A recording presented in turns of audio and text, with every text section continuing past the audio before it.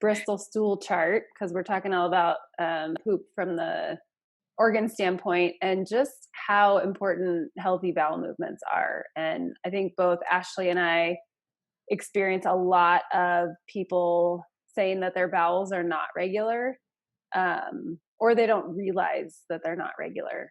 They kind of think, going to the bathroom 2 to 3 times a week is okay. So that's why we wanted to share that stool chart here to be able to kind of figure out where you're normally at. So a typical normal bowel is type 3 to 5.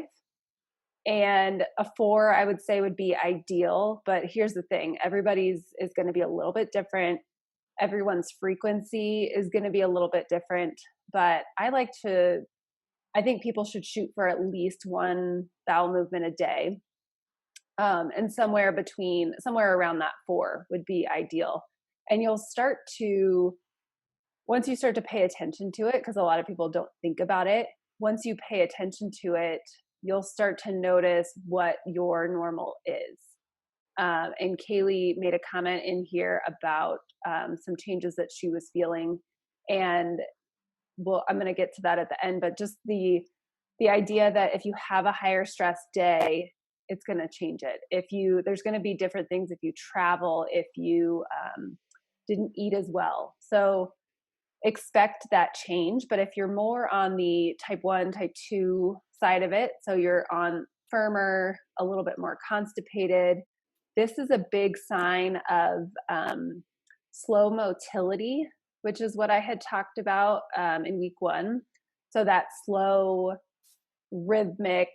the rhythmic movement of your intestines is kind of slowed, maybe even shut off in some patients and some people. And that will make it really hard to go to the bathroom.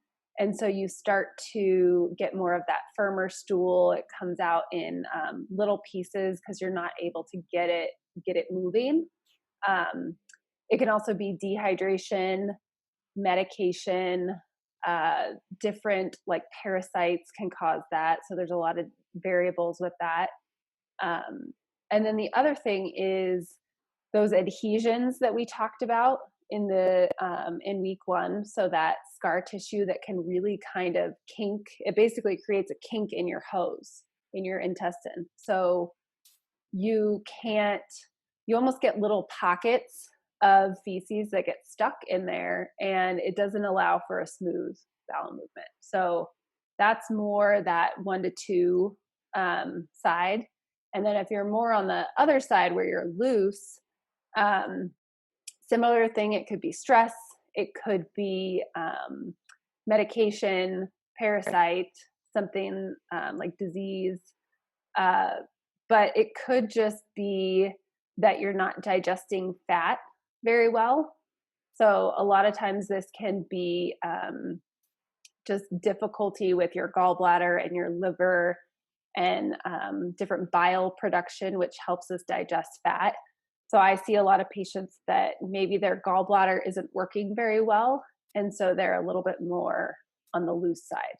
So it's a good thing to watch frequency, what they look like, and I would really dive into it if you are always on the 1 or 2 side, or you're always on the 6 or 7 side. So if you have random bits here and there, I mean, we all eat things we shouldn't. So it just happens.